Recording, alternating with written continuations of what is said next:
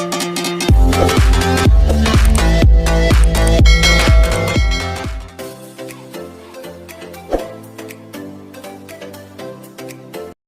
dulu. Bismillahirrahmanirrahim. Assalamualaikum warahmatullahi wabarakatuh.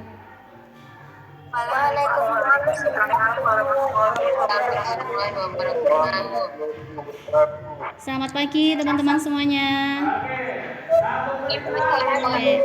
Sehat semuanya ya. Gimana kabarnya hari ini? Alhamdulillah. Oke, alhamdulillah. Mudah-mudahan selalu sehat, selalu baik, selalu berbahagia dan senantiasa dirahmati Allah Subhanahu wa taala. Masih semangat ya? Oke, baik teman-teman, alhamdulillah hari ini senang sekali saya diberikan kesempatan untuk bertemu lagi dengan kalian semuanya. Mudah-mudahan pertemuan kita hari ini bisa memberikan manfaat dan juga keberkahan. Untuk itu, mari kita awali pertemuan kita dengan berdoa bersama-sama ya. Silahkan yang mau memimpin doa siapa nih? Siti Ani, Bu. Oke. Kamu ini nek lebih baik. Oke, Siti Ani, silahkan, boleh. Silakan Siti Ani. Assalamualaikum warahmatullahi wabarakatuh. Waalaikumsalam warahmatullahi wabarakatuh. Sebelum mulai mata kuliah ini,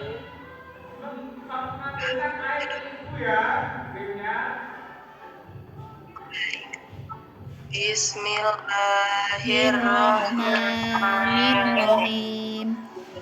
Alhamdulillah.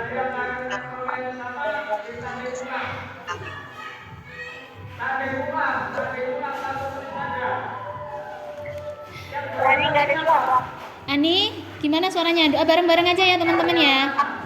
Kita ulang ya. Bismillahirrahmanirrahim. Rabbi zidni ilma warzuqni fahma waj'alni minas sholihin.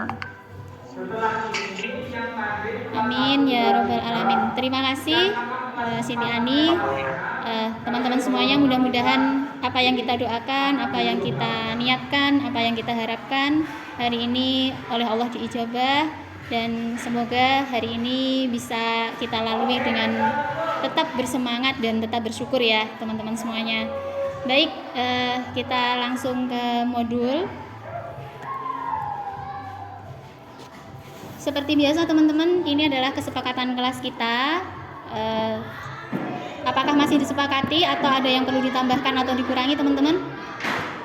Sepakat, Bu. Oke, sepakat ya. Tidak perlu saya bacakan. Oke, lanjut. Ketentuan absensinya masih sama ya teman-teman. Nama tercatat minimal memberi 2 jawaban tanggapan, komentar, pertanyaan. Boleh via chat, langsung, boleh sesi pembukaan, review, dan semua sesi ya. Kemudian tercatat dalam link Google Form disertai motivasi, topik materi, dan foto saat mengikuti sesi kuliah. Nanti linknya akan saya kirim setelah sesi kuliah ini sampai di jam 12 malam nanti ya. Dan satu lagi teman-teman, nanti selain 2 ini, saya harap teman-teman semuanya mengisi Padlet, link Padlet yang ada di bagian persepsi. Mohon maaf, yang ada di bagian review pembelajaran. Oke, kita lanjut dulu. Kali ini kita sudah memasuki pertemuan 4 ya, dengan tema paradigma Islam tentang ilmu pendidikan.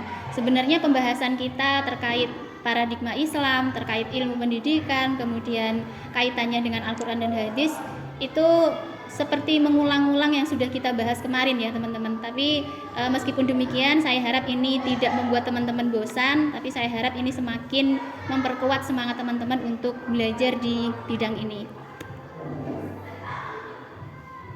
Selanjutnya, alur pertemuan kita insya Allah masih sama. Kita awali dengan pembukaan, doa, kemudian tujuan, review, persepsi, kemudian materi inti, penugasan, dan terakhir refleksi penutup doa. Tujuan pembelajaran kita hari ini, mahasiswa dapat menjelaskan paradigma Islam tentang ilmu pendidikan yang meliputi hakikat ilmu pendidikan dalam Islam, keutamaan ilmu pendidikan dalam Islam, teori-teori ilmu pendidikan, dan terakhir ayat Al-Quran dan hadis yang relevan. Selanjutnya kita masuk di motivasi kita hari ini. Saya minta satu partisipan untuk membacakan motivasi kita hari ini. Saya lihat di yang raise hand dulu ya. Sini sudah ada Ria Amelia, silahkan Ria.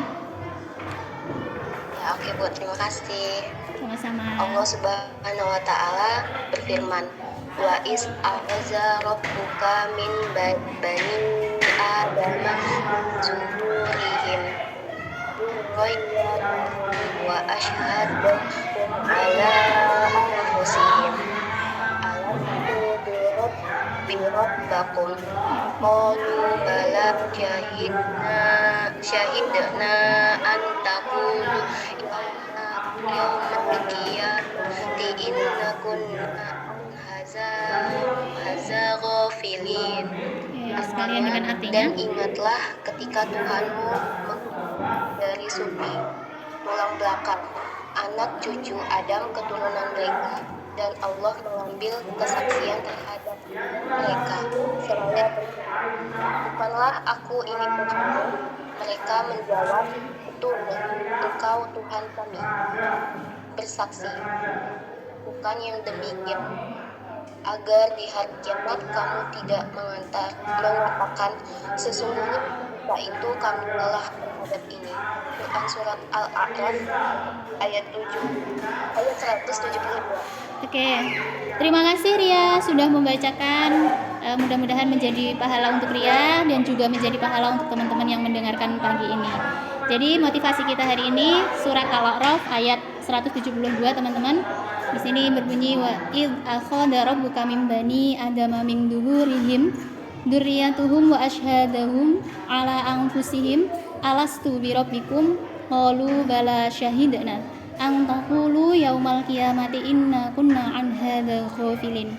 Dan ingatlah ketika Tuhanmu mengeluarkan dari sulbi, tulang belakang anak cucu Adam keturunan mereka, dan Allah mengambil kesaksian terhadap roh mereka seraya berfirman, bukankah aku ini Tuhanmu? Mereka menjawab, betul, Engkau Tuhan kami.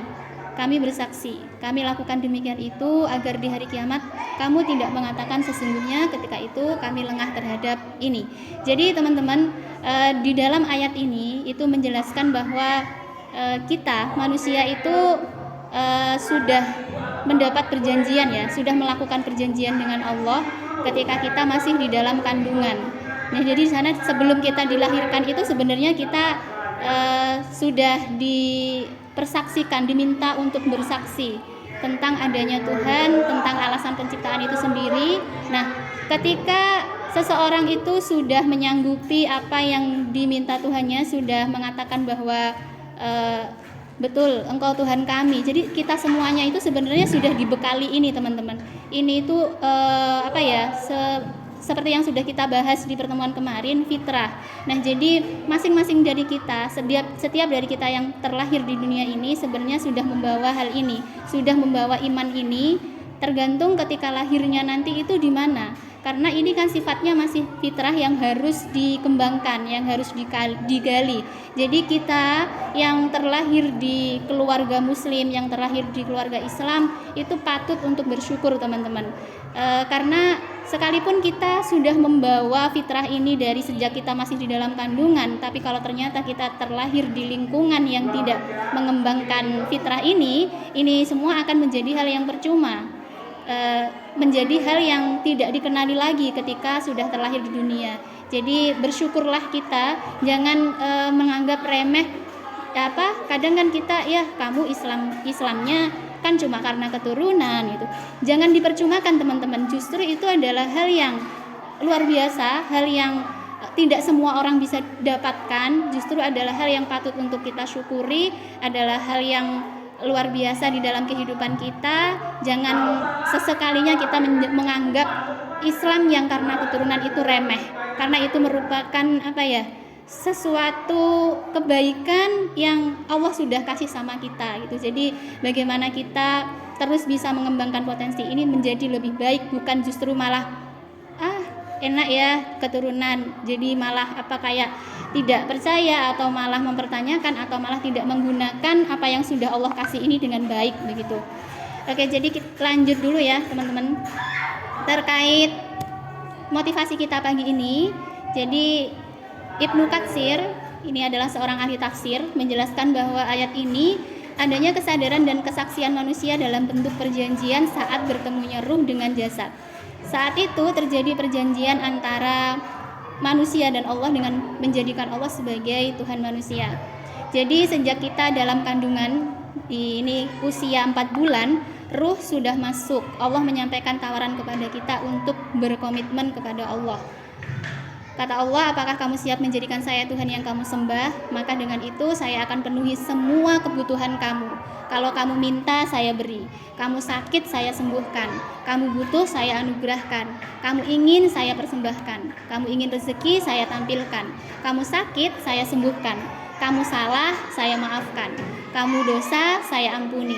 Jadi tidak sesederhana ketika kita menyatakan, ya saya percaya bahwa Engkau adalah Tuhan kami. Jadi ketika kita sudah menyatakan kepercayaan itu, disitulah Allah memberikan segalanya untuk kita, teman-teman. Jadi ini saya harap bisa menjadi motivasi untuk diri saya sendiri dan juga teman-teman semuanya. Jangan pernah menyerah untuk menjalani kehidupan sekarang yang sedang kita jalani, apapun bentuknya. Ketika teman-teman semuanya, ketika kita sudah hari ini terlahir di dunia, artinya kita memang sudah memiliki kesanggupan untuk menjalani apa yang sudah kita janjikan dulu. Dan setiap kesulitan yang kita hadapi sama Allah juga sudah dijanjikan dengan kemudahan-kemudahan. Oke, kita lanjut. Nah, kita masuk di review pembelajaran sebelumnya. Kali ini kita tidak memakai game, teman-teman, tapi di sini saya memakai link Padlet. Silahkan teman-teman, apa saja yang teman-teman ingat, apa saja yang teman-teman pahami dalam pembelajaran sebelumnya, utarakan pendapatmu pada link Padlet di kolom chat. Nah, sebelum menulis sertakan nama ya teman-teman, karena dari pertemuan kita yang sebelumnya itu nama-nama yang aktif yang masuk dalam daftar penanya itu masih belum ada 50% dari jumlah mahasiswanya. Jadi saya harap teman-teman bisa berpendapat, bisa berperan aktif. Kalau misalkan teman-teman tidak menyuarakan secara langsung, saya harap link Padlet ini nama-nama yang belum muncul ini muncul di link Padlet kali ini ya teman-teman. Setuju ya? Gimana? Oke, saya lihat dulu, saya kopikan dulu linknya.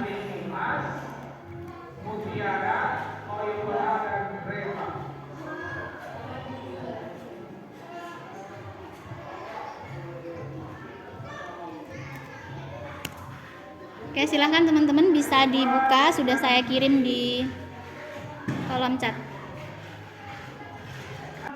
Silahkan Neil, gimana? Al-Quran menyuruh manusia belajar dari sejarah dan mengambil perbandingan dari kejayaan dan kejatuhan umat terdahulu dalam rangka menghadapi masa depan. Oke, ada lagi Mil? Sudah Bu, itu saja. Oke, terima kasih Emil. Semangat ya untuk belajarnya. Ya Bu, jadi nggak usah kirim link itu lagi ya Bu kalau sudah disuarakan langsung. Boleh, tidak usah, tidak apa-apa. Tapi untuk melengkapi ya tidak apa-apa dituliskan. Ada lagi teman-teman? Karena ini kendala sinyal Bu untuk masuk ke link. Oh oke. Kalau misalkan tidak apa-apa, sudah tercatat kok Mil, tenang. Oke, ada lagi teman-teman? Oke, sama-sama Emil. Mungkin sudah dulu ya teman-teman untuk yang di link Padlet. Kalau belum bisa berhasil, nanti bisa mengisinya setelah sesi kuliah kita selesai ya teman-teman. Bisa ditutup dulu, kita lanjut ke materi berikutnya atau ke slide berikutnya dulu. Gimana teman-teman? Siap ya? Siap Bu. Oke, kita geser ke materi berikutnya.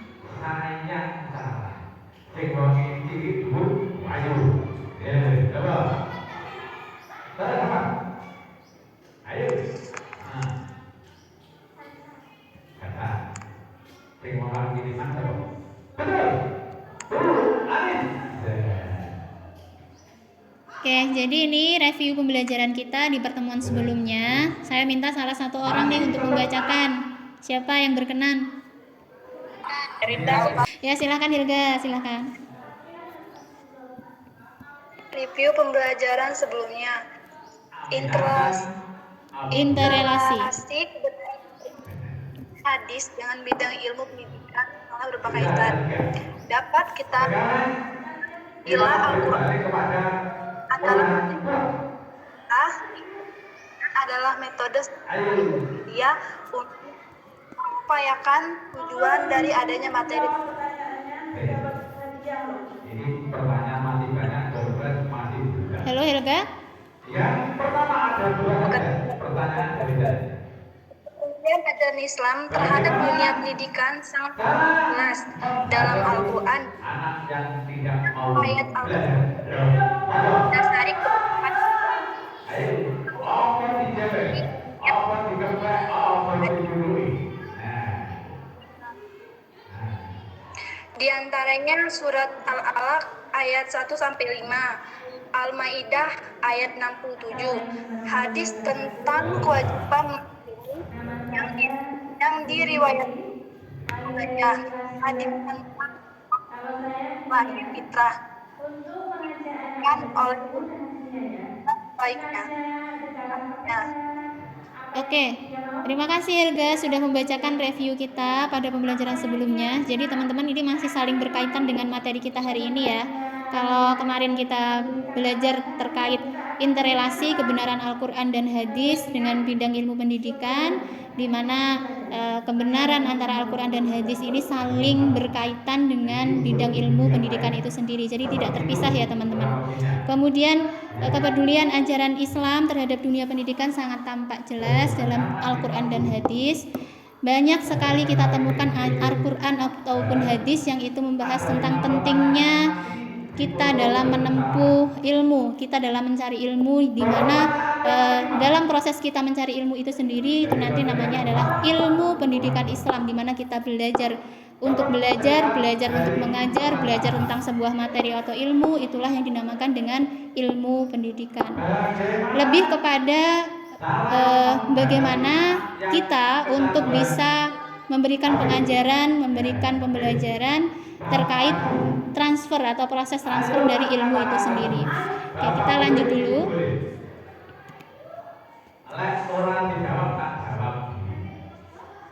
Kita masuk ke persepsi materi kita kali ini. Di sini adalah materinya tentang paradigma Islam tentang ilmu pendidikan. Menurut teman-teman nih, paradigma Islam itu seperti apa gambarannya? Dalam gambaran teman-teman saat ini, yang muncul di benak teman-teman ketika paradigma Islam itu apa? Silahkan yang mau memberikan pendapatnya.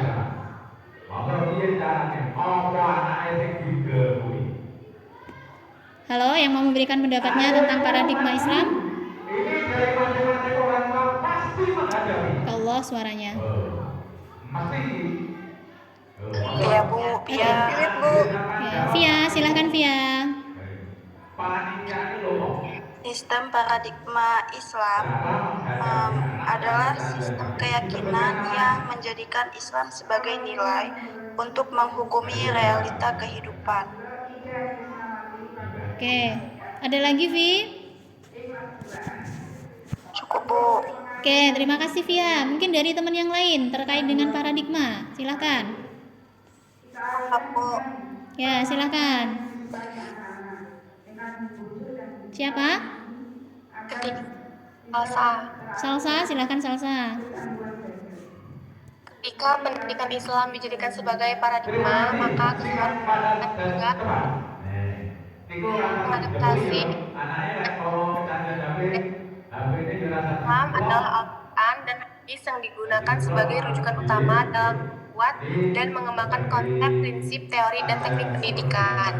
Oke, terima kasih Salsa. Di sini karena suaranya itu balapan dengan suara yang ada di luar dan juga terkait dengan sinyal, saya nangkepnya itu nggak bisa penuh gitu. Apa yang teman-teman ucapkan itu hanya terdengar apa sedikit-sedikit gitu. Jadi saya menangkap tadi Salsa mengatakan bahwa intinya dasar dari paradigma Islam ini memandang bahwa sumber dari ilmu pendidikan itu adalah berdasar atau bersumber dari Al-Quran dan hadis. Begitu ya Salsa? Halo Salsa? Iya Bu, iya Oke. Bu. Oke, mohon maaf karena memang di sini suaranya sangat itu apa ramai jadi tidak maksimal ya kuliah kita hari ini. Oke, lanjut dulu. Paradigma ini kalau kita apa ya bahasa sederhana kita biasanya itu pandangan itu loh teman-teman. Paradigma, pandangan, kemudian model. Dalam teori ilmu pengetahuan, paradigma memiliki fungsi sebagai dasar untuk seseorang berinteraksi dengan lingkungannya. Ini dalam KBBI. Kemudian menurut George Richter bahwa paradigma adalah pandangan mendasar ilmuwan tentang apa materi pelajaran yang harus dipelajari oleh cabang atau disiplin dan apa aturan yang harus diikuti dalam menafsirkan informasi yang dikumpulkan dalam menanggapi isu-isu. Kemudian paradigma Islam dapat kita simpulkan suatu sistem keyakinan yang menjadikan Islam sebagai nilai untuk menghukumi realita kehidupan. Jadi paradigma Islam itu bisa kita bahasakan dalam bahasa sederhana kita pandangan Islam atau pendapatnya Islam atau gambarannya Islam itu ya. Acuan-acuan di dalam Islam itu seperti apa. Nah, itulah kata atau arti dari paradigma itu sendiri. Kita lanjut dulu. Nah, tadi sudah membahas paradigma Islam, sekarang ke ilmu pendidikan menurut kalian. Apa sih sebenarnya ilmu pendidikan itu yang hampir setiap hari kita jalani, hampir setiap hari kita geluti. Nah, sebenarnya apa ilmu pendidikan ini? Nah, kalau menurut teman-teman, apa nih ilmu pendidikan?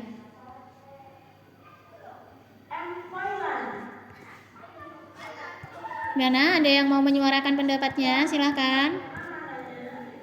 Ibu, sana Bu. Di sini Erinda, silahkan. Erinda dulu. Silahkan Rin. Iya Bu, terima kasih. Lebih bagus dengan bahasanya sendiri Rin. Menurut kamu apa sih ilmu pendidikan itu ya? Ilmu pendidikan itu menurut saya itu suatu kumpulan pengetahuan yang dimana dia tersusun atau terkonsep secara rapi Bu tentang ilmu pendidikan itu sendiri, bagaimana pengetahuan yang terkumpul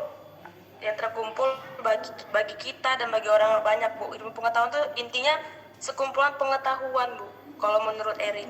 Oke, terima kasih Herin. Jadi di sini saya menangkap bahwa ilmu pendidikan itu adalah sekumpulan dari ilmu pengetahuan. Begitu ya Rin ya? Ya Bu. Oke, ada lagi Terima kasih, nih Bu. dari ya sama-sama Rin. Pendapat lain mungkin dari Miranda, silahkan. Halo Miranda. Helga Bu. Helga. Sitiani Bu. Oke, Helga aja. Kalau Helga tadi sudah, Sitiani juga sudah. Emiliana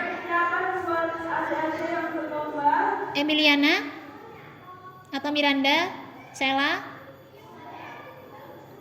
Elva Bu. Elva, Iya ya Bu. Emilia ya, silahkan Emilia. Iya Bu.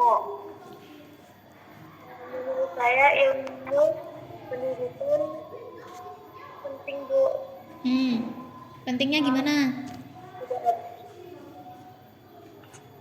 Bu Sela ya Bu. Emil yang bicara tadi. Emil dulu ya Sel, setelah itu nanti Sela. Gimana Mil? Miranda Bu. Elva tadi Bu. Tadi Emilia kemana? Kok menghilang? Miranda Bu. Sela ya Bu. Jadi Elva aja. Oke, Miranda ada. Sela aja Bu. Silahkan Miranda. Ya.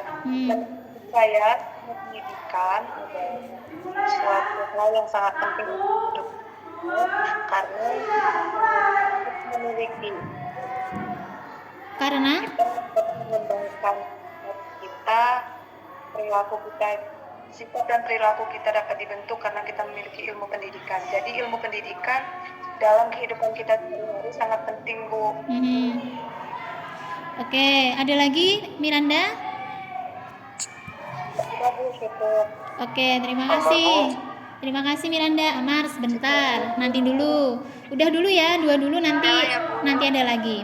Oke, kalau dari Miranda, menurut Miranda ilmu pendidikan itu sangat penting karena terkait dengan pengajaran yang nantinya akan membentuk tingkah dan perilaku kita. Oke, terima kasih untuk Miranda, terima kasih untuk Erin. Kita lanjut dulu ya.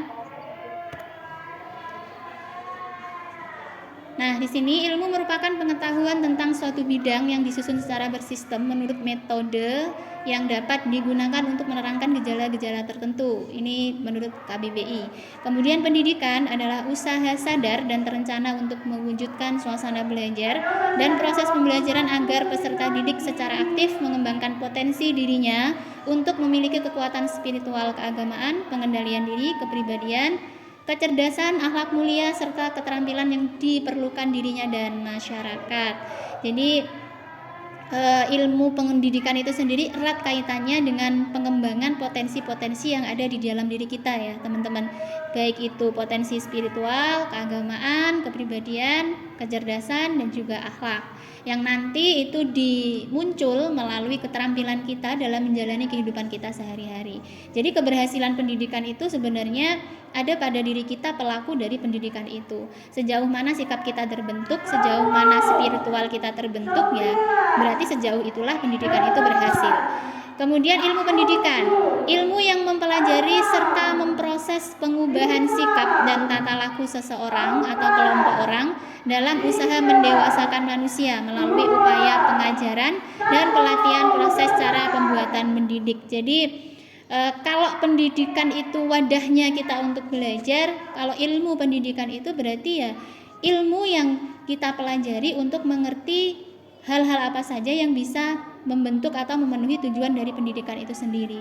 Jadi ilmu pendidikan ini diperlukan teman-teman, karena pendidikan itu kan ada ya, sudah ada sejak dulu sekali, bahkan sejak manusia pertama terlahir Nabi Adam, itu yang namanya pendidikan itu sudah ada. Namun pendidikan itu ya akan hanya menjadi pendidikan ya seperti itu aja kalau tidak ada yang mengcovernya. Jadi ilmu di sini adalah cover atau wadah untuk mengembangkan adanya pendidikan itu. Jadi di ilmu pendidikan ini kita belajar bagaimana kita bisa menjadi seorang pelajar yang baik, dan juga kita belajar untuk bisa mengajarkan apa yang sudah kita pelajari itu.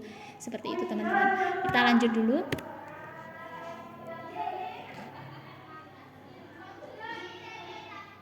Paradigma Islam memandang bahwa agama adalah dasar dan pengaturan kehidupan. Akidah Islam menjadi basis dari segala ilmu pengetahuan. Akidah Islam yang terwujud dalam apa-apa ada dalam Al-Quran dan Al-Hadis menjadi kaidah fikriyah, landasan pemikiran, yaitu suatu asas yang di atasnya dibangun seluruh bangunan pemikiran dan ilmu pengetahuan manusia, termasuk di dalamnya ilmu pendidikan. Jadi dapat kita simpulkan bahwa paradigma Islam tentang ilmu pendidikan memandang bahwa proses pendewasaan melalui pengajaran dilandaskan pada sumber hukum Islam, yakni Al-Quran dan Al-Hadis. Jadi dalam bahasa sederhananya, paradigma Islam tentang ilmu pendidikan itu ya berarti ilmu pendidikan itu dikelola atau dikembangkan berdasarkan asas-asas yang ada di dalam Islam, terutama berdasarkan sumber yang ada di dalam Islam itu sendiri, yakni Al-Quran dan Hadis. Lanjut, kita masuk ke materi teman-teman. Hakikat ilmu pendidikan dalam Islam. Hakikat pendidikan dalam Islam adalah kewajiban atau keharusan seseorang muslim yang mutlak. Kewajiban pendidikan seorang muslim dalam mencari ilmu itu dimulai sejak bayi, di dalam kandungan, sampai masuk ke liang lahat. Kemudian hakikat pendidikan dalam Islam bisa dimaknai dalam pembelajaran Al-Quran dan As-Sunnah. Dengan begitu, hakikat pendidikan dalam Islam yaitu berusaha untuk memperdalam hidayah iman, hidayah ilmu, dan juga hidayah amal. Tadi kalau di awal tadi saya katakan bahwa fitrah, setiap manusia itu terlahir membawa fitrah. Nah, di sini pendidikan itu berusaha untuk memperdalam fitrah itu, memperdalam keimanan yang sebenarnya sudah ada di dalam hati kita masing-masing. Kemudian hidayah iman yaitu cara yang terbaik dalam beriman kepada Allah dan Rasulullah. Hidayah ilmu yang dimaksudkan di sini adalah memperdalam, mencari ilmu tentang ayat-ayat Al-Quran yang di dalamnya terdapat informasi dan ide dasar dari segala ilmu pengetahuan manusia. Sedangkan hidayah amal yaitu kita mengamalkan ilmu kita, dapatkan dan dikembangkan dalam Al-Quran untuk diberikan kepada sesama agar bisa bermanfaat bagi sekitar kita. Jadi hakikat dari ilmu pendidikan itu sendiri adalah sebenarnya bagaimana menjadikan ilmu itu bisa bermanfaat bagi pelakunya atau bagi pencarinya. Dan itu nanti manfaatnya bukan hanya untuk mereka yang mencari, tapi juga untuk orang-orang yang ada di sekitar pencari ilmu tersebut. Kemudian hakikat ilmu pendidikan Islam. Dalam Islam, pendidikan merupakan hal yang fundamental. Di sini fundamental berarti mendasar ya, teman-teman. Dan tujuan yang akan dicapai dalam pendidikan Islam adalah seimbang antara kehidupan dunia dan akhirat, serta tidak ada perbedaan antara laki-laki dan perempuan. Sehingga setiap muslim baik itu laki-laki maupun perempuan mempunyai kewajiban dan tanggung jawab yang sama untuk mencari ilmu dan mempunyai kesempatan yang sama untuk mendapatkan pendidikan. Kalau kita kaitkan dengan hadis, itu hadis yang berbunyi talabul ilmi faridatun ala kulli muslimin wal muslimat. Jadi menuntut ilmu itu wajib bagi setiap muslim, baik muslim laki-laki maupun muslim perempuan.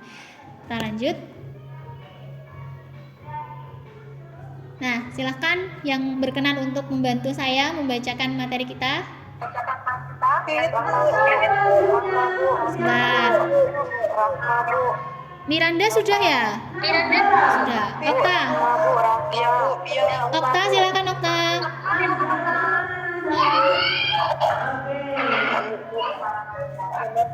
Okta, apakah Okta ada? Oke, silahkan Okta.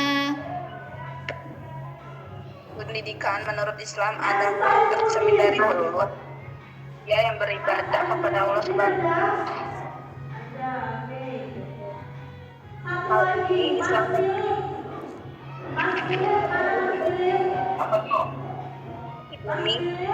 Allah dan langit juga ada Tuhan yang alami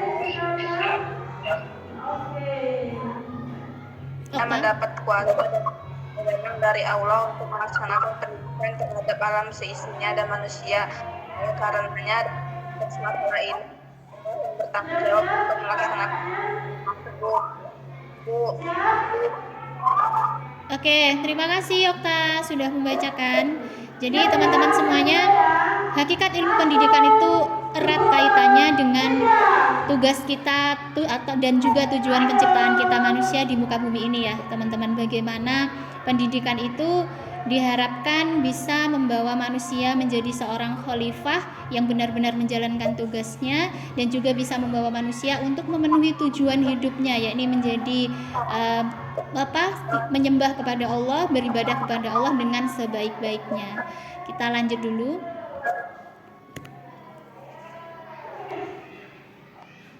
Nah, di sini Islam itu membagi ilmu berdasarkan hukumnya menjadi beberapa bagian, teman-teman. Yang pertama ada ilmu din yang hukumnya fardu ain. Maksud fardu ain di sini wajib dimiliki oleh setiap orang. Ilmu tentang akidah berupa rukun iman yang 6 dan ibadah seperti toharoh, sholat, siam, zakat, dan ibadah wajib lainnya. Jadi ini hukumnya itu wajib bagi kita untuk memahami ilmu ini, teman-temen. Jadi wajibnya sudah tidak ditawar. Kalau kamu Islam, kalau kamu memilih untuk Islam, jadi memang kamu harus menguasai ini semua. Sebentar, suaranya ada yang bocor ya. Lulu, tolong mic-nya ya. Oke, terima kasih Lulu. Oke, lanjut dulu. Kemudian ilmu din yang hukumnya fardu kifayah. Nah, jadi kalau fardu kifayah itu ada beberapa yang mempelajarinya, maka sudah tidak lagi menjadi kewajiban bagi umat yang lain. Jadi tidak berdosa lagi ketika sudah ada yang mempelajarinya. Di sini ada ilmu tafsir, ilmu hadis, ilmu faraid, ilmu bahasa, dan usul fikih. Jadi kalau yang ilmu din yang pertama tadi yang fardu ain itu sudah tidak bisa ditawar ya teman-teman. Kita kalau memang kamu mengaku Islam maka wajib memahami atau mempelajari ilmu-ilmu ini. Kemudian yang kedua, kalau fardu kifayah ini selama sudah ada yang mewakili kita untuk belajar tentang ilmu ini, maka ya kita gugurlah kewajiban kita untuk belajar ilmu ini. Jadi kita tidak lagi berdosa kalaupun kita tidak mempelajarinya. Kemudian ilmu duniawi, yaitu segala ilmu yang dengan ilmu tersebut tegaklah segala masalah dunia dan kehidupan manusia, seperti ilmu kedokteran, pertanian, ilmu teknik, perdagangan, militer, dan sebagainya. Menurut ulama, hukum ilmu dunia adalah fardu kifayah. Jadi setara dengan yang nomor 2 tadi ya teman-teman. Selama sudah ada saudara muslim kita yang lain yang mempelajarinya, itu ya tidak apa-apa, karena kalau misalkan semuanya wajib belajar kedokteran atau semuanya wajib belajar keguruan atau juga pertanian, bagaimana kehidupan ini bisa berlangsung begitu. Jadi memang diplot-plot di bagian silahkan ambil ilmu yang mana yang kamu suka, yang mana yang sesuai dengan keahlian kamu, disitulah kamu fokus dan berproses di ilmu tersebut. Jadi apapun yang kita ambil sekarang, ilmu apapun yang teman-teman sedang pelajari saat ini, jurusan teman-teman semuanya, itu adalah bagian dari fardu kifayah. Jadi tidak ada yang salah teman-teman. Maksudnya bukan berarti yang mengambil mapel agama misalnya itu yang terbaik, tidak. Tapi apapun ilmu yang kita ambil, mapel pelajaran apapun yang kita ambil, kita tetap bisa berpotensi untuk menjadi yang terbaik jika kita bisa menjadikan ilmu yang kita ambil, yang kita jalani itu menjadikan kita menjadi manusia yang lebih baik dan menjadi manusia yang lebih bermanfaat untuk manusia lain. Jadi jangan merasa berkecil hati atau jangan merasa kalah dengan mereka yang fokusnya di bidang keagamaan. Kalian yang tidak berfokus di bidang keagamaan pun berpotensi untuk menjadi yang terbaik di hadapan Allah dan bisa menjadi yang terbaik di sekeliling masyarakat. Oke, kita lanjut. Keutamaan ilmu pendidikan dalam Islam. Silahkan yang mau berkenan membacakan. Dari nomor ini perlu 2 orang ya. Yang pertama Okta sudah tadi. Ibu Wiwit belum. Yoga, silahkan Yoga. Yoga, apakah di sana? Udah nggak ada Bu. Salah ya Bu. Halo Yoga. Panggilan terakhir. Elpa aja Bu. Oke. Salah ada Bu. Apakah Yoga ada? Mendengar kayaknya ada kayaknya. Yoga? Ya, yoga ada. Oke, silahkan Selalu Yoga. ada. Oke, siap. Silahkan Yoga. Nomor 1 sampai nomor Dilanjutkan. 1 sampai nomor 2 ya. Silahkan dibacakan. Oke, siap. Di atas Syekh Muhammad bin Salil Al-Utsmain, seorang ulama kontemporer, telah mengumpulkan keutamaan ilmu sebagai berikut. Pertama, bahwa ilmu adalah warisan para nabi, warisan yang lebih berharga dan lebih mulia dibanding segala warisan. Yang kedua, ilmu itu akan kekal sekalipun pemiliknya telah mati, tetapi harta akan berpindah dan berkurang, bahkan jadi rebutan bila pemiliknya telah mati. Kita pasti mengetahui Abu Hurairah, semoga Allah meridainya. Seorang yang diberi julukan gudangnya periwayat hadis. Dari segi harta, beliau tergolong kaum papa atau fukoro. Hartanya pun telah sirna, tetapi ilmunya tidak pernah sirna. Kita masih tetap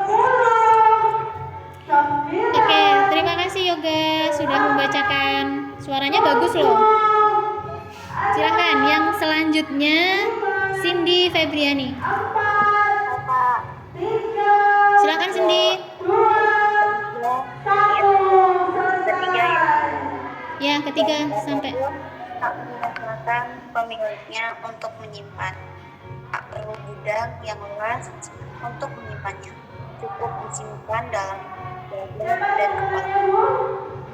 Pemiliknya sebelum merasa aman. Berbeda dengan harta, yang bila semakin banyak, semakin susah menyimpannya, menjaganya, dan pasti membuat gelisah pemiliknya. Yang keempat, ilmu adalah jalan menuju surga atau jannah. Tiada jalan pintas menuju surga kecuali dengan ilmu. Ilmu tanda orang hamba. Yang keenam, Rasulullah SAW menggambarkan para pemimpin itu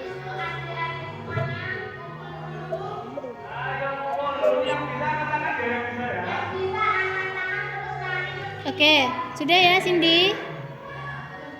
Terima kasih Cindy. Ini Cindy dan Yoga ini pembacaannya seperti pembawaan sastra ya, jadi terdengar lebih merdu dan lebih bagus. Luar biasa nih teman-teman, bisa seperti ini juga ya teman-teman. Jadi membawa suasana baru dalam kuliah kita, jadi lebih fresh gitu, dengarnya itu lebih enak gitu ya. Oke, kita kembali ke pembahasan keutamaan ilmu.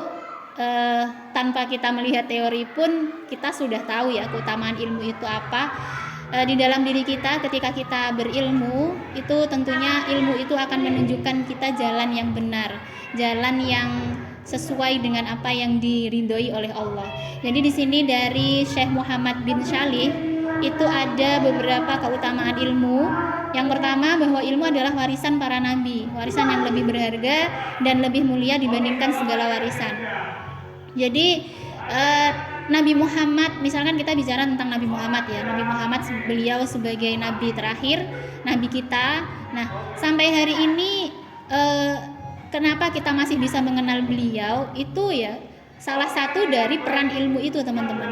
Warisan, apa yang diwariskan Nabi Muhammad dalam bentuk Al-Quran dan hadis itu masih tersampaikan sama kita, jadi masih tersampaikan saat ini. Jadi di sini sangat berharga ya ilmu itu, jadi berlaku sepanjang masa dan selalu kita butuhkan di setiap hari-harinya kita. Kemudian ilmu itu kekal sekalipun pemiliknya telah meninggal dunia, seperti yang dikatakan, yang terdapat dalam sebuah hadis teman-teman, bahwa seseorang itu ketika meninggal dunia maka terputuslah semua amal kecuali 3 hal. Yang pertama di sini adalah ilmu yang bermanfaat, kemudian anak soleh yang mendoakan, dan juga sedekah jariah. Jadi teman-teman, ketika kita nanti wafat, ketika sudah Allah putuskan kita kembali, kita wafat, kemudian kita dimakamkan di dalam sebuah kotak persegi, ketika kita masuk ke sana sudah terputus semuanya, amal kita sudah terputus, tapi ada beberapa hal yang tetap mengalir pahalanya. Salah satunya itu adalah ilmu yang bermanfaat, ilmu yang membuat orang yang memiliki ilmu itu menjadikan kehidupannya lebih baik dibandingkan tidak memiliki ilmu itu. Kalau misalkan kita sebagai seorang guru ya teman-teman, misalkan kita bicara tentang guru TPA ya, yang mengajar anak-anak ngaji di sekolah TPA itu, yang mengajar alif, ba, ta itu ya. Dari sana kita bisa belajar mengaji. Nah, kemudian misalkan ilmu itu kita gunakan sebagai sampai kita dewasa, dari kecil sampai kita dewasa kita bisa membaca Al-Quran. Selagi orang yang kamu ajari dalam membaca Al-Quran itu masih hidup, masih bisa membacakan Al-Qurannya, dan meskipun kamu sudah meninggal, kamu masih, pahalamu itu masih tercatat dan terus mengalir selagi orang yang kamu ajari membaca Al-Quran itu masih mengamalkan apa yang kamu ajari tersebut. Jadi disitulah keistimewaannya ilmu teman-teman. Ketika kita wafat nanti, bagaimana cara kita mengumpulkan bekal itu sudah tidak bisa, tapi ilmu bisa menjadi salah solusi bagi kita, di mana ilmu ini bisa hadir dan bisa menjadi penerang kita ketika kita di alam kubur nanti, karena kekekalan ilmu itu. Kemudian ilmu sebanyak apapun itu tidak akan menyusahkan kita. Jadi semakin banyak ilmu itu ya, ilmu itu sesuatu yang tidak terlihat ya teman-teman. Maksudnya sebanyak apapun itu tersimpan di dalam diri kita. Jadi kita tidak perlu repot-repot untuk membawanya ke sana kemari. Kemudian ilmu adalah jalan menuju surga. Tiada jalan pintas menuju surga kecuali dengan ilmu. Ilmu merupakan pertanda kebaikan seorang hamba. Jadi seorang yang berilmu dan dia bisa memanfaatkan ilmunya, itu akan terwujud dari perilakunya, teman-teman. Semakin banyak ilmu, maka akan semakin baik sikap yang ditunjukkan oleh orang tersebut. Seperti ilmu padi. Semakin tua semakin merunduk. Nah, itu artinya semakin banyak ilmunya, maka seorang itu akan semakin bersikap rendah hati, karena orang tersebut menyadari bahwa sebanyak apapun ilmu, tetap ilmu itu adalah miliknya Allah, datangnya dari Allah, dan kita manusia sama sekali tidak punya kuasa tentang itu kalau bukan Allah yang menghendaki ilmu itu ada pada diri kita. Semakin kita mengenal, semakin kita banyak mengerti ilmu, maka itu akan menjadikan kita menjadi seorang hamba yang lebih baik lagi di hadapan Allah. Kemudian Rasulullah SAW menggambarkan para pemilik ilmu itu ibarat lembah yang bisa menampung air yang bermanfaat bagi alam sekitar. Jadi semakin banyak, ya berarti akan semakin banyak pula manfaat yang dihasilkan oleh ilmu itu. Ini sedikit tentang keutamaan ilmu, teman-teman. Tentunya banyak sekali keutamaan-keutamaan lain yang bisa teman-teman kaji di referensi lain ya, teman-teman. Kita lanjut dulu. Teori-teori ilmu pendidikan. Teori merupakan pengetahuan ilmiah mencangkup penjelasan mengenai suatu sektor tertentu dari disiplin ilmu dan dianggap benar berdasarkan hasil pengamatan, penelitian yang mendalam mengenai disiplin ilmu teori. Jadi teori di sini dimaknai sebagai sesuatu yang dihasilkan dari sebuah penelitian ya, teman-teman. Dari sebuah penelitian, dari sebuah pengamatan, dari sebuah penelaahan, sehingga teori ini bisa dihasilkan. Kemudian teori pendidikan ini hadir di latar belakangi akan adanya kebutuhan dalam proses belajar mengajar. Berbagai teori pendidikan yang memberi andil terhadap perkembangan proses belajar mengajar dan dapat menyelesaikan permasalahan pendidikan. Secara garis besar, teori pendidikan dilatar belakangi oleh aliran empirisme, nativisme, dan konvergensi. Oke, di sini siapa yang berkenan untuk membacakan? Silahkan. Cindy sudah. Eki, silahkan Eki.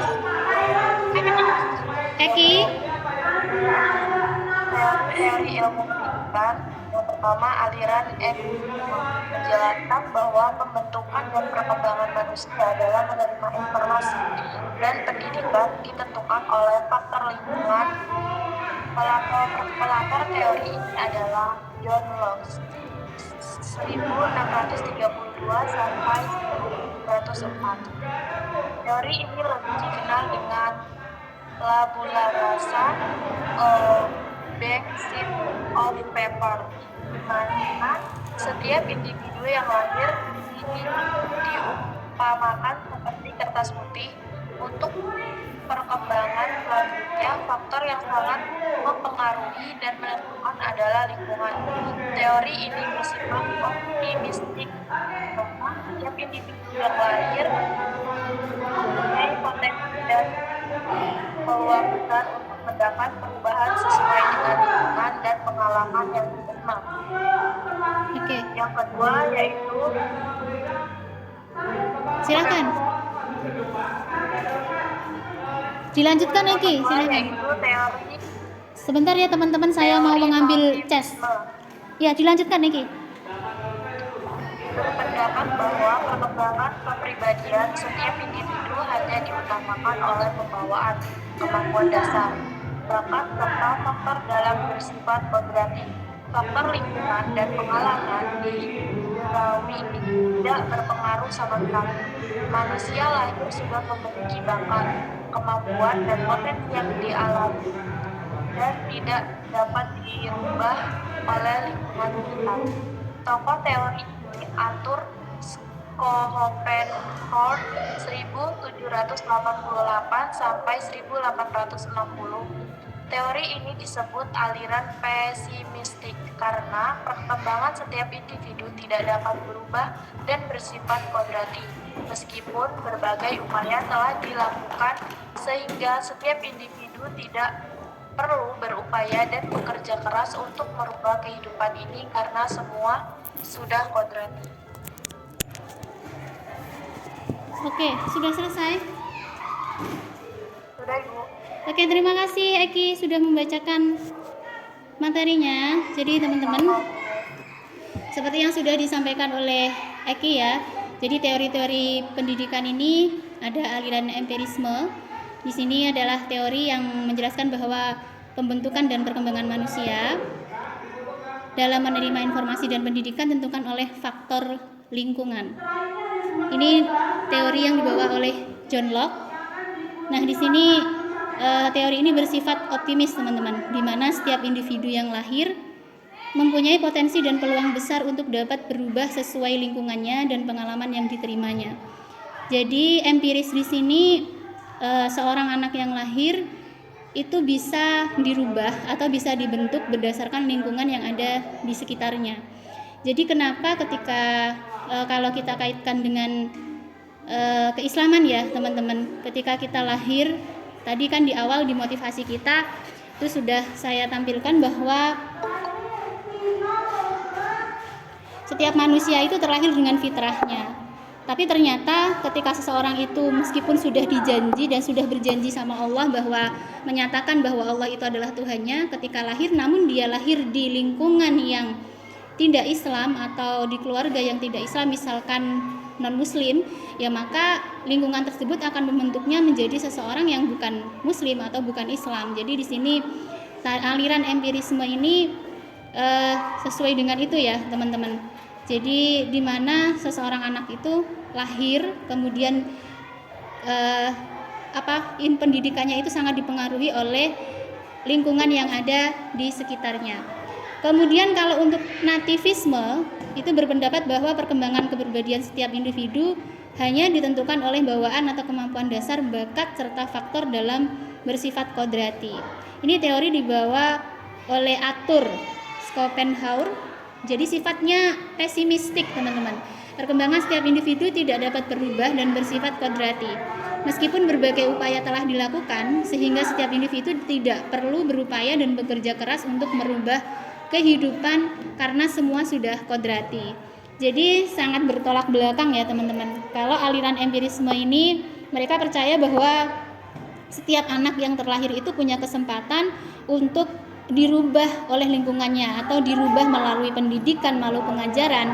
Di sana aliran ini positif, memiliki optimisme bahwa ini bisa dirubah, ini bisa dirubah dengan melalui pendidikan, melalui lingkungan, melalui orang-orang yang ada di sekitar anak tersebut. Sedangkan kalau nativisme itu anak itu lahir sudah membawa bakatnya sendiri-sendiri. Jadi kalau misalkan dia tidak bisa menari misalnya, maka ya selamanya dia tidak akan bisa menari sekalipun diajari apapun gitu. Misalkan anak ini terlahir tidak bisa membaca Al-Quran, ya mau diajari seperti apa juga tetap tidak bisa membaca Al-Quran. Itu contohnya seperti itu untuk yang nativisme ini ya teman-teman. Jadi sifatnya pesimis, udahlah nggak usah usaha gitu loh, udah terlahir seperti itu ya seperti itu aja, nggak perlu usaha gitu. Jadi sangat bertolak belakang di sini ya teman-teman. Coba kita lihat ke teori yang satunya lagi, teori konvergensi.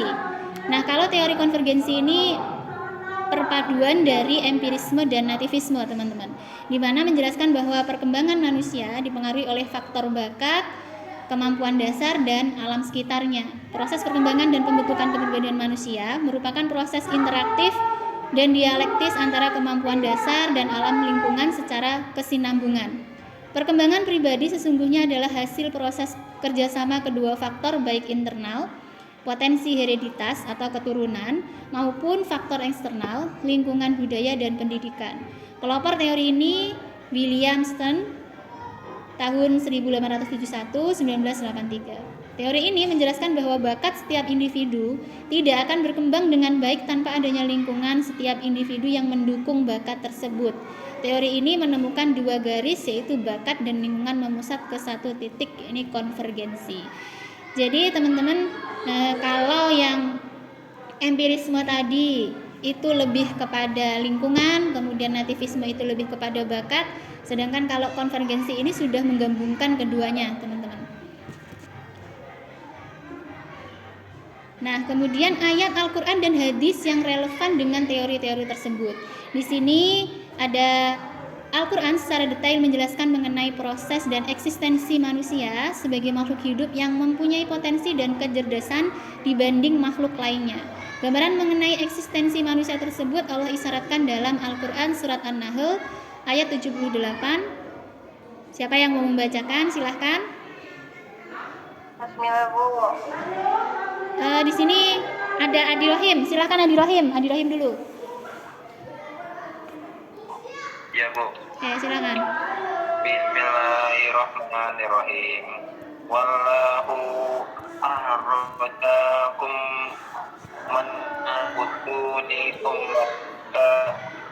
ummahatikum la ta'lamuna syai'an wa naja'alakum mustam dam'a wa qadara wal afidah.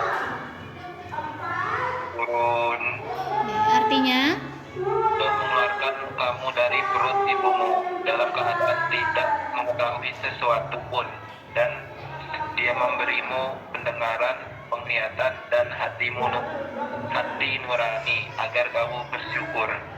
oke, terima kasih Adi Rohim. Ayat An-Nahl surat ayat 78. Ya, Bu. Wallahu akhrajakum min butuni ummahatikum la ta'lamuna syai'a wa ja'ala lakumus sam'a wal absara wal af'idata la'allakum tashkurun.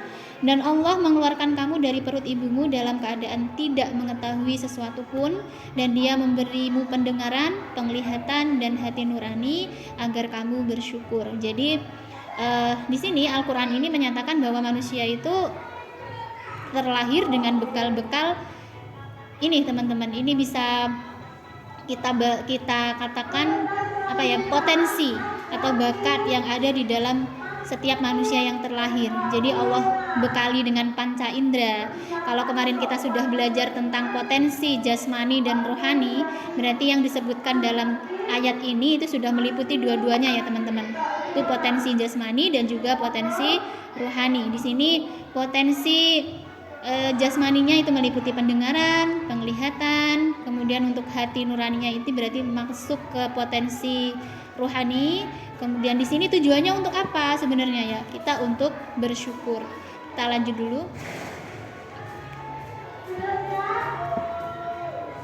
Kandungan Al-Quran di atas menjelaskan bahwa Allah menciptakan manusia melalui rahim ibu, kemudian Allah berikan pendengaran, penglihatan, dan hati. Menarik jika ditelaah mengenai urutan yang Allah ciptakan. Pertama, Allah ciptakan pendengaran, penglihatan mata, dan hati. Urutan tersebut dalam tafsir Al-Sya'rawi menjelaskan bahwa urutan tersebut alamiah. Dalam kehidupan nyata seorang bayi lahir, maka telinga sebagai alat pendengaran yang pertama kali berfungsi.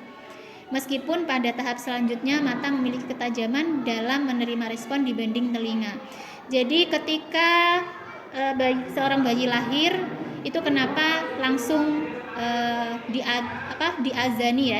diazani oleh ayahnya ya, teman-teman, karena memang pertama kali yang berfungsi itu adalah pendengarannya. Untuk penglihatan dari bayi itu sendiri itu masih memerlukan proses beberapa hari sampai bayi tersebut bisa melihat dengan jelas. Kemudian selain memberikan kemampuan pendengaran, penglihatan, dan hati, Allah memberikan potensi agama atau disebut fitrah. Ini terdapat dalam surat Ar-Rum ayat 30. Silahkan yang mau membacakan. Aku. Siapa? Hasmilah ya, silahkan Hasmilah. Hasmilah, silahkan.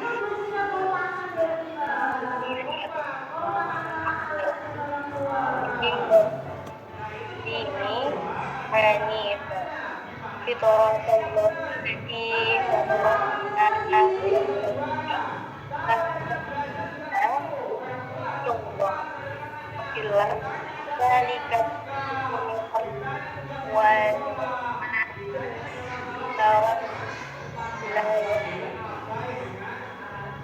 artinya maka Maka hadapkanlah wajahmu dengan lurus kepada agama Islam sesuai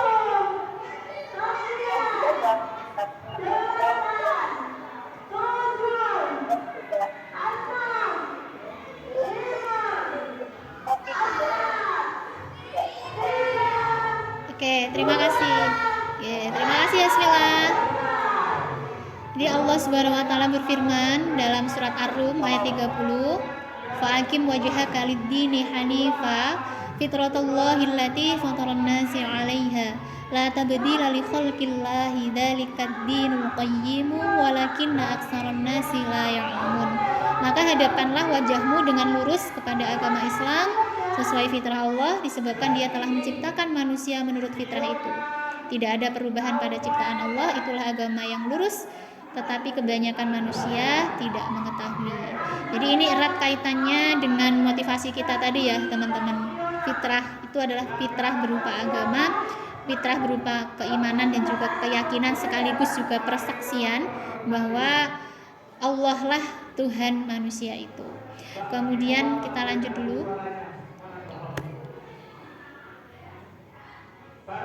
Terkait fitrah juga dijelaskan dalam hadis yang diriwayatkan oleh Imam Bukhari yang sudah kita bahas di pertemuan sebelumnya ya teman-teman, namun masih terkait dengan pembelajaran kita hari ini.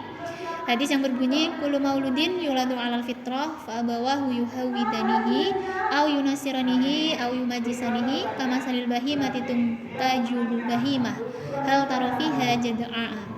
Setiap anak dilahirkan dalam keadaan fitrah, kemudian kedua orang tuanya lah yang akan menjadikan anak itu menjadi Yahudi, Nasrani atau Majusi, sebagaimana binatang ternak yang melahirkan binatang ternak dengan sempurna. Apakah kalian melihat ada cacat padanya? Oke, kita lanjut. Dalam kandungan ayat Al-Quran surat Ar-Rum ayat 30 dan hadis yang diriwayatkan Bukhari tersebut mengandung pengertian. Pertama, fitrah dalam ayat tersebut mengandung makna potensi dasar beragama yang benar dan lurus, dan ini ketetapan dari Allah. Maka dalam ayat tersebut mengandung implikasi yang berkonotasi dengan teori pendidikan nativisme. Kedua, dalam hadis tersebut terdapat faktor bawaan yang dipengaruhi potensi atau faktor luar, karena setiap individu juga sudah dibekali dengan pendengaran, penglihatan, dan hati. Jadi di sini Al-Quran ini sejalan dengan teori-teori yang ada di dalam pendidikan itu sendiri ya teman-teman.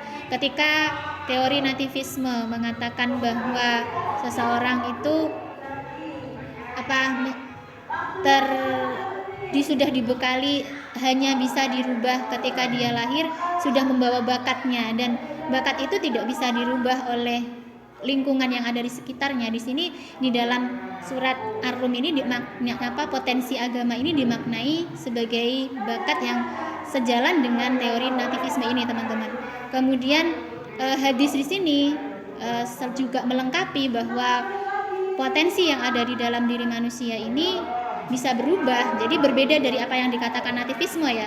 Kalau nativisme mengatakan ya hanya membawa potensi yang ada di dalam diri, udah nggak bisa dirubah lagi. Tapi luar biasanya Al-Quran dan hadis itu selalu hadir menjadi penengah di antara teori-teori ini teman-teman. Jadi sudah lengkap gitu loh paketnya. Kalau teori-teori yang ada di pendidikan Islam kan yang namanya teori bikinan manusia tentu saja sangat dipengaruhi dengan tempo waktu, sangat dipengaruhi dengan orang-orang yang ada di masyarakat atau lingkungan yang ada pada waktu itu. Nah, jadi berbeda dengan Al-Quran dan hadis teman-teman. Al-Quran dan hadis ini memang benar-benar sesuatu yang berlakunya sepanjang masa gitu. Ketika teori masih mengatakan bahwa manusia itu hanya punya bakat nih, nggak bisa dirubah dengan lingkungan, ternyata Al-Quran ini sudah hadir dengan begitu lengkapnya mengatakan bahwa ya memang manusia itu lahir dengan bakatnya masing-masing, tapi sekalipun mereka lahir dengan bakatnya masing-masing, bakat-bakat ini masih bisa dikembangkan dan sangat mungkin untuk dirubah oleh lingkungan yang ada di sekitar orang tersebut. Nah, jadi di sini memang sangat relevan ya teman-teman setiap Al-Quran dan juga hadis terkait dengan ilmu atau teori-teori yang ada di dalam pendidikan. Kemudian dengan demikian setiap manusia mempunyai potensi sejak dalam kandungannya. Potensi itu bernama tauhid, kemudian akan berkembang dan bertambah seiring dengan lingkungan dan pola pendidikan yang diterima oleh setiap orang. Untuk itu, orang tua, keluarga, sekolah, dan masyarakat menjadi lembaga yang sangat berpengaruh terhadap perkembangan dan perubahan setiap potensi. Ini sejalan dengan teori konvergensi, bakat, dan lingkungan. Jadi, kalau kita tarik kesimpulan dari teori-teori yang ada di ilmu pendidikan ini sejalan dengan yang ada di Al-Quran dan Hadis. Nah, di sini kalau untuk Al-Quran dan Hadis ini sangat sejalan dengan teori konvergensi ya teman-teman, yang melibatkan adanya bakat yang ada di dalam diri seseorang dan juga pengaruh yang ada di lingkungan yang bisa membentuk orang tersebut melalui proses pendidikan. Kemudian potensi fitrah yang dijelaskan Al-Quran berbeda dengan teori John Locke, yaitu teori tabula rasa atau empirisme. Dalam teori tersebut, setiap anak terlahir bagaikan kertas kosong, lingkungan yang akan mengisi potensi tersebut. Sedangkan Al-Quran menjelaskan bahwa setiap anak yang terlahir membawa potensi fitrah tauhid atau agama. Kemudian lingkungan keluarga, sekolah, dan masyarakat yang melengkapi dan membentuk lebih lanjut potensi tersebut. Jadi itu tadi ya teman-teman, titik kesimpulannya adalah Al-Quran dan Hadis ini selalu relevan dan selalu menjadi pembenaran dari setiap teori-teori yang ada. Hadir lebih lengkap, padahal Al-Quran itu sendiri hadirnya kan lebih lama ya, lebih dulu dibandingkan teori-teori ini. Jadi meskipun teori-teori ini sifatnya baru, ternyata itu semuanya sudah ada di dalam Al-Quran dan Hadis. Jadi kita patut untuk bersyukur, patut untuk menjadikan pedoman apa yang di dalam Al-Quran dan juga Hadis, tidak perlu ragu lagi karena setiap yang ada di dalam Al-Quran dan Hadis itu terbuktikan dengan teori-teori, dengan hasil pengamatan, penelitian, itu semuanya sesuai dan menjadi bukti kebenaran dari Al-Quran dan Hadis itu sendiri. Selanjutnya, sebelum kita masuk kesimpulan, saya berikan kesempatan nih, siapa yang berkenan untuk memberikan pertanyaan. Pertanyaan untuk kita diskusikan pada sesi kuliah kita kali ini. Oke, siapa teman-teman? Silahkan. Ada siapa yang berkenan? Sebentar ya, saya buatkan kolom penugasannya. Siti Ani, Bu. Sebentar. Oke, Bu. Ya, sebentar.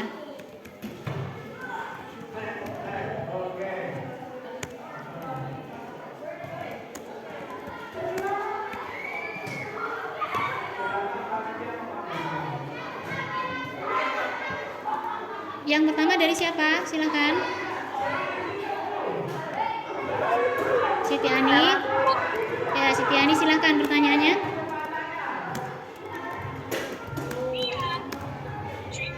Siti Ani Nur Aini izin bertanya. Gimana? Halo, bisa diulangi? Paradigma ilmu tentang pendidikan. Paradigma ilmu tentang pendidikan. Kok nggak denger ya saya ya? Halo? Iya, Bu. Di kolom chat aja ya, Bu. Oke, boleh. Silakan di kolom chat. Boleh. Ada yang mau bertanya sembari menunggu Siti Ani menulis di kolom chat, bertanya langsung atau memberikan komentarnya? Sela, silakan Sela. Sebelumnya bertanya, saya Sela Aziza. Ya. Bagaimana cara agar tujuan pendidikan Islam tercapai dan hasil yang diharapkan dari pendidikan Islam Tercapai bagaimana? Bagaimana cara agar tujuan pendidikan Islam tercapai dan hasil yang diharapkan dari pendidikan Islam seperti itu? Oh, tercapai sesuai hasil yang diharapkan, sesuai pendidikan harapan. Islam. Oke. Pertanyaannya Siti Ani apakah sudah ditulis di chat? Oke, saya tambahkan. Siapa yang berkenan untuk sharingnya untuk pertanyaan dari Siti Ani atau pertanyaan dari Sela? Yuk kita sharing yuk. Siapa yang berkenan memberikan tanggapan?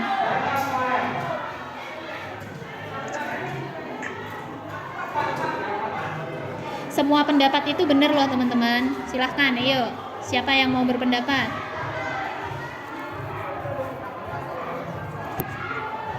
Silahkan. Adakah?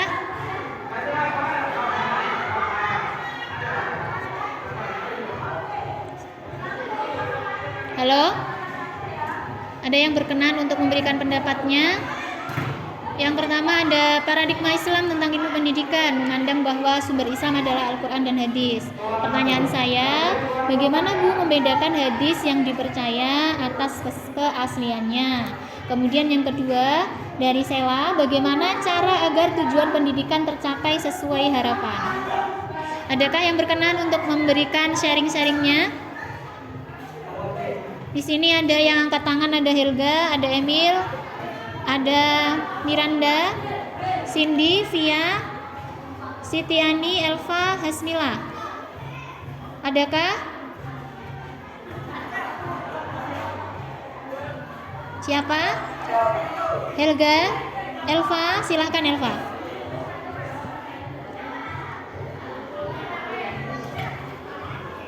Iya Elva, silahkan.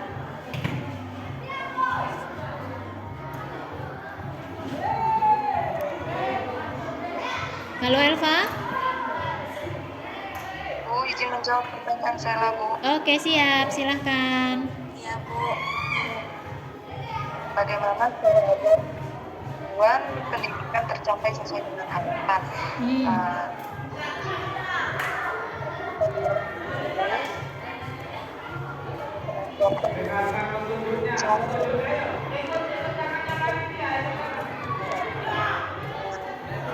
Mengurangi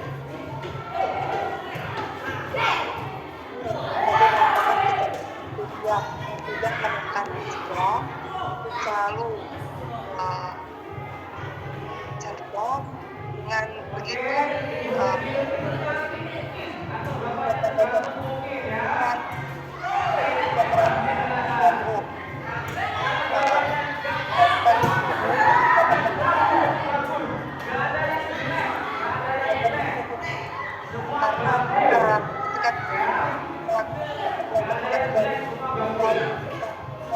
nilai dan kecerdasan siswa, jadi pasien tidak baik, Bu. Jadi harapan tercapainya pendidikan yang kita tuju tidak akan tercapai. Oke, Miranda. Oke. Kebebasan terhadap siswa baik.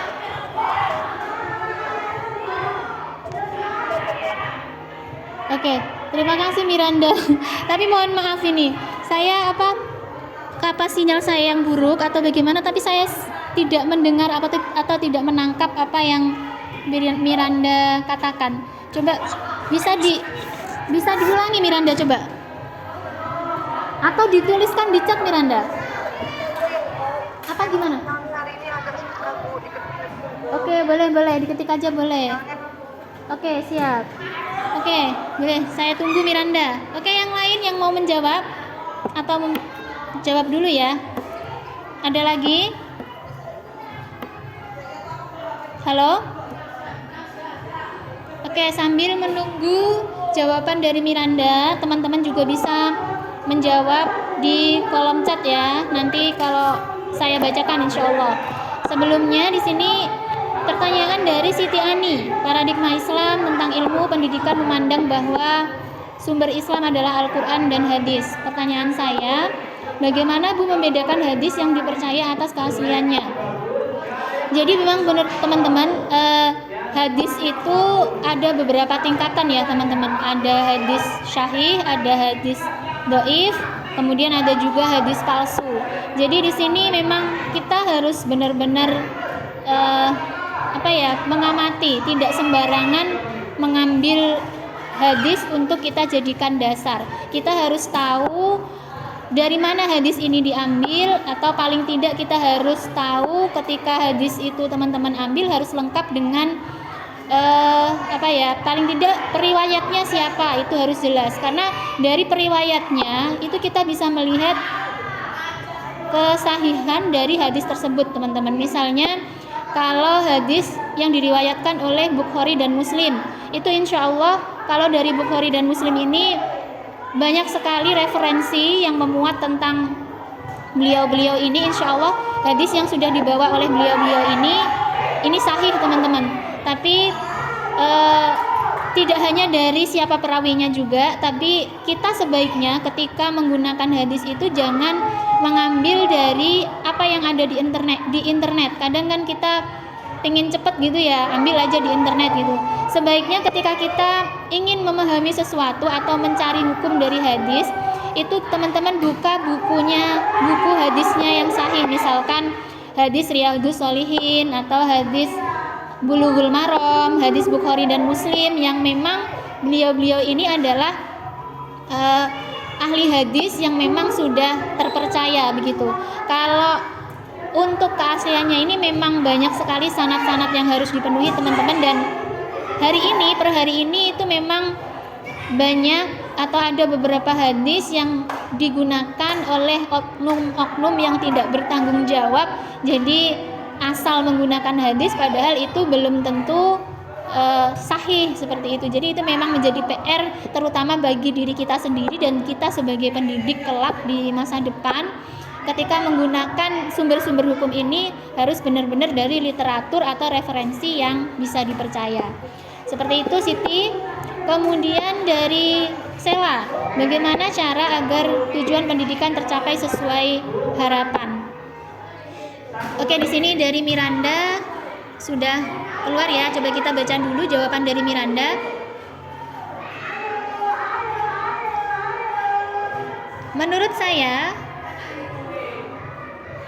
kita seorang tenaga pendidik harus pandai dalam menguasai kelas maupun psikologi siswa. Kita masing-masing dengan menerapkan pembelajaran yang menarik dan memberikan kebebasan siswa dalam mengutarakan pendapat sesuai dengan kemampuannya masing-masing dan tidak menjadikan nilai sebagai patokan kecerdasan siswa tersebut.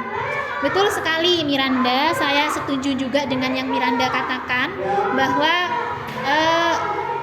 kelas atau tujuan pendidikan itu sangat ditentukan oleh kehadiran dari tenaga pendidik itu, di mana tenaga pendidik ini diharapkan bisa memahami psikologis anak. Jadi tidak semaunya sendiri. Kadang kan kita mengajar itu sesuai dengan mood kita gitu. Kalau kita moodnya lagi baik sama anak-anak juga ramah juga baik. Tapi kalau kita moodnya dari rumah kurang baik sama anak-anak juga kurang baik, ini berarti di sini belum memahami atau terkait dengan psikologis ini, teman-teman. Jadi penting memang bagi kita pendidik untuk belajar tentang psikologis ini, terutama psikologis anak. Kemudian juga memberikan kesempatan kepada anak-anak untuk berpendapat sesuai dengan kemampuannya dan tidak berpatokan pada nilai. Betul sekali.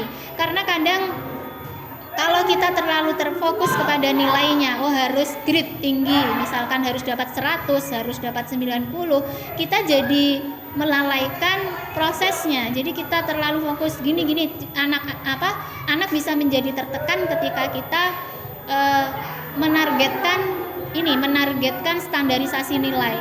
Tapi di sini memang pendidikan pada masa ini, teman-teman, sudah mulai ada pergeseran ya. Kalau di tahun-tahun di masanya bukan generasi kita sekarang, itu kan masih doktrin misalkan harus dapat nilai 100 itu kan masih sangat familiar atau masih sangat dilakukan. Tapi kalau untuk sekarang, di mana sekarang ini Pak Menteri kita Nadiem Makarim itu juga sudah mempromosikan Merdeka Belajar, di mana di dalam forum Merdeka Belajar ini, di sini banyak hal yang bisa kita pelajari tentang memberikan kebebasan kepada peserta didik, di mana kita mengajar sesuai dengan kebutuhan dan juga kemampuan mereka. Jadi tidak lagi distandarisasi oleh nilai, tapi yang menjadi satu-satunya standar itu adalah murid itu sendiri, seberapa mampu dia dan apa yang dia butuhkan. Jadi kesimpulannya, bagaimana agar tujuan pendidikan itu bisa tercapai, ya kita sebagai pelaku dari pendidikan itu harus benar-benar memahami teori-teori yang ada di dalam pendidikan dan mengaplikasikannya di dalam kelas pembelajaran kita. Seperti itu Siti Ani dan Sheila. Mungkin ada komentar lagi atau yang ingin ditambahkan? Gimana? Oke, di sini ada juga dari Nadia Fitri Utami. Tujuan pembelajaran dapat tercapai dengan cara pembelajaran dengan secara efektif. Ya, betul. Kemudian Helga, kembangkan pendekatan setengah gelas yang positif untuk setiap aspek kehidupan Anda, termasuk pemikiran Anda tentang bagaimana Anda akan mencapai tujuan Anda.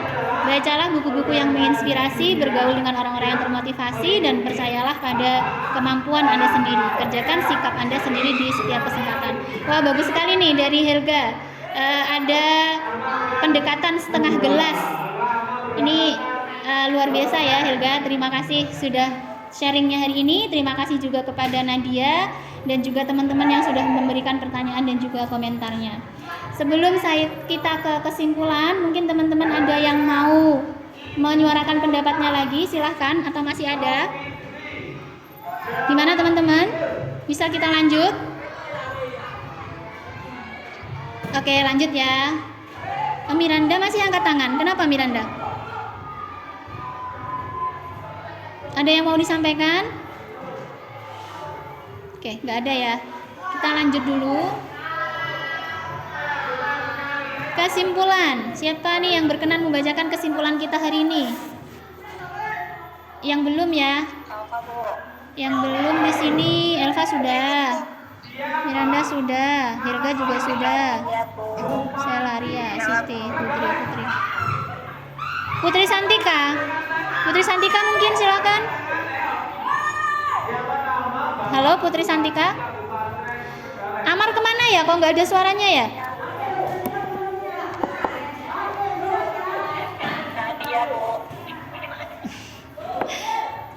Oke, siapa tadi? Putri Santika ada? Wiwit Pujiati silakan. Wiwit. Oke, silakan Wiwit. Yang poin 1. Ya. Poin 1 aja dulu. Baik, kesimpulan yang pertama adalah hakikat pendidikan dalam Islam bisa dimaknai dalam pembelajaran Al-Quran dan Sunnah. Dengan begitu, hakikat pendidikan dalam Islam yaitu berusaha untuk memperdalam hidayah iman, hidayah ilmu, dan hidayah akal. Terima kasih. Oke, terima kasih Wiwit. Dilanjut Didit Ferdiansa, silahkan Didit. Terima kasih. Oke, silahkan Didit. Pertama, ilmu meliputi. Ilmu adalah warisan para nabi. Ilmu itu akan kekal sekalipun pemiliknya telah mati. Ilmu sebanyak apapun tak menyusahkan pemiliknya untuk menyimpan. Tak perlu gudang yang luas untuk menyimpannya. Cukup disimpan dalam dada dan kepalanya. Ilmu adalah jalan menuju surga atau jannah. Tiada jalan pintas menuju surga kecuali dengan ilmu. Ilmu merupakan petanda kebaikan seorang hamba. Oke, terima kasih Didit. Bisa dilanjutkan Vina, silakan. Vina. Secara dan besar, teori pendidikan melatar belakangi mengenai relativisme, konvergensi. Oke, lanjut. Teori tersebut dilakukan di Al-Quran Surat An-Nur ayat 30, Al-Quran Surat Al-An'am ayat 11, dan hadis tentang fitrah. Oke, terima kasih Vina. Terima kasih teman-teman semuanya yang sudah berkenan membacakan kesimpulan kita pada hari ini. Tidak perlu saya ulang ya, intinya hakikat pendidikan Islam itu adalah erat kaitannya dengan Al-Quran dan hadis. Dan kalau kita berbicara tentang keutamaan ilmu itu sangat banyak di luar ini.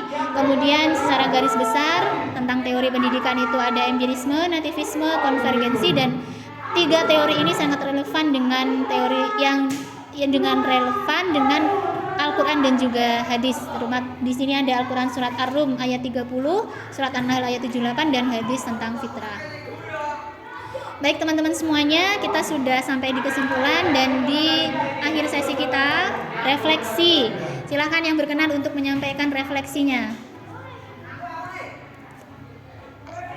Oke, Didit sudah, Sela. Siapa?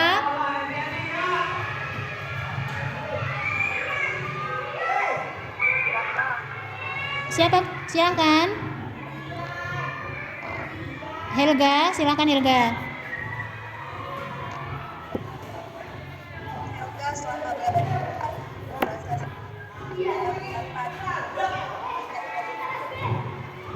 Gimana?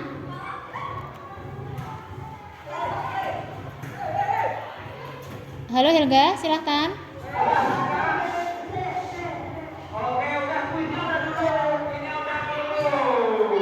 Sudah?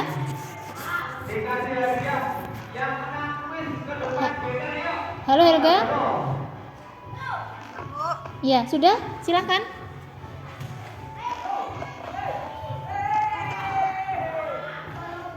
Masih belum terdengar, mungkin sinyalmu ya Helga ya?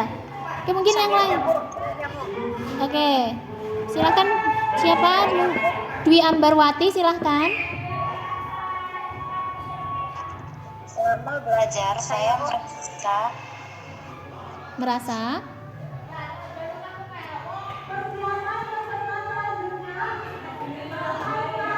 Merasa gimana, Ambar? Halo? Mic. Oke. Yang lain aja kalau gitu, silahkan yang siap. Siapa? Elva, mungkin Elva, silahkan. Atau Miranda? Oke, silahkan Elva dulu. Selama belajar saya merasa sangat bahagia meskipun baca berebut-rebutan. Oke, terima kasih Elva. Mudah-mudahan meskipun rebutan ada manfaat yang bisa kita ambil dalam pembelajaran hari ini ya Elva ya.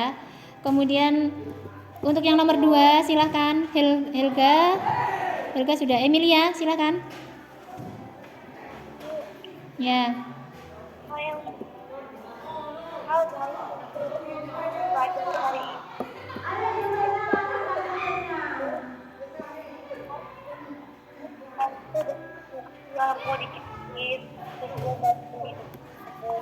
Oke, terima kasih Emilia sudah memberikan refleksinya. Kemudian Via atau Vina silahkan. Via? Iya Vina. Iya silahkan Vina. Hal yang belum saya pahami adalah tadi dibicarakan kita belajar soal terciptanya manusia dan perjanjian manusia sebelum dilahirkan ke dunia. Itu diadakannya perjanjian dengan Allah setelah ditiupkan roh. Nah, yang belum saya pahami Ibu, bagaimana agama lain begitu? Kan kalau kita Islam sudah ada perjanjian begitu. Nah, bagaimana agama lain itu berjanji gitu Bu dengan Tuhannya gitu Bu. Karena kan sama-sama dikandung dan diberikan roh gitu di dalam kandungannya begitu. Oke, terima kasih Vina. Terima kasih sudah menyampaikan refleksinya ya terkait dengan pertanyaan Vina ya teman-teman. Kalau di dalam Islam, setiap umat Islam itu sama Allah sudah dijanjikan di dalam kandungan bahwa menyatakan atau perjanjian bahwa bertuhan kepada Allah Subhanahu wa taala. Kemudian yang ditanyakan Vina, bagaimana dengan agama lain? Sekarang saya ganti tanya ke teman-teman. Menurut teman-teman, apa yang dijelaskan di dalam Al-Qur'an An-Nahl ayat 78 tersebut itu berlaku untuk semua manusia atau hanya untuk umat Islam saja? Kalau menurut teman-teman gimana? Ada yang mau memberikan pendapatnya tentang perjanjian tadi? Ada? Silakan. Oke, Cindy, silakan gimana? Cindy atau Oke, semua manusia ya. Sepakat semua manusia?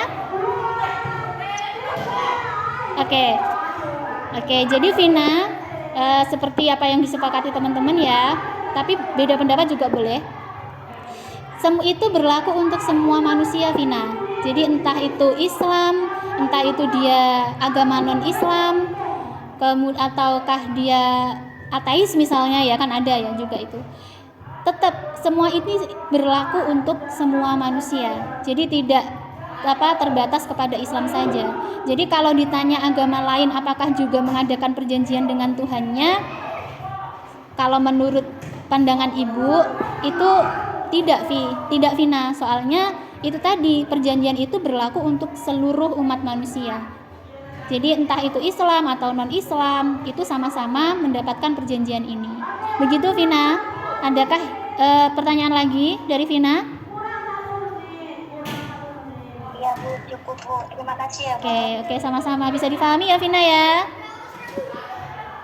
Bisa Bu. Oke, terima kasih Vina. Kemudian kita sudah jam berapa? Ada lagi yang memberikan pendapatnya sebelum di nomor 4 ada? Silahkan Via. Halo? Tindakan yang akan saya lakukan setelah belajar materi ini? Oke, sepertinya memang. Oke, silahkan Vi. Tindakan yang akan saya lakukan setelah belajar materi ini yaitu untuk memperdalam lagi ilmu pengetahuan pendidikan saya Bu. Oke. Terima kasih Vi. Sekalian nomor 5 Vi. Dari materi ini saya berpikir untuk mengajar murid saya kelak saat saya sudah bekerja tentang Vi. Oke, udah nggak ada ya teman-teman. Oke, silahkan. Ada? Dari materi ini saya Bu. Iya, silahkan Vina. Dari materi ini saya berpikir untuk mengajar murid saya kelak saat saya sudah bekerja tentang rasa syukur yang amat sangat besar, karena di balik kesusahan Allah telah menjanjikan jalan keluar di balik kesulitan yang kita hadapi tersebut. Seperti perjanjian kepada Allah sebelum kita dilahirkan ke dunia begitu. Oke, terima kasih Vina, luar biasa sekali. Mudah-mudahan apa yang diharapkan Vina ini nantinya bisa tersampaikan untuk murid-muridnya. Betul sekali Vina, karena ya tujuan atau muara akhir dari setiap pembelajaran itu adalah menjadikan kita manusia yang bersyukur, menjadikan kita manusia yang lebih baik begitu ya. Oke teman-teman semuanya, kita sudah sampai di akhir sesi. Sebelum kita tutup dengan berdoa, silakan teman-teman semuanya untuk membuka kamera.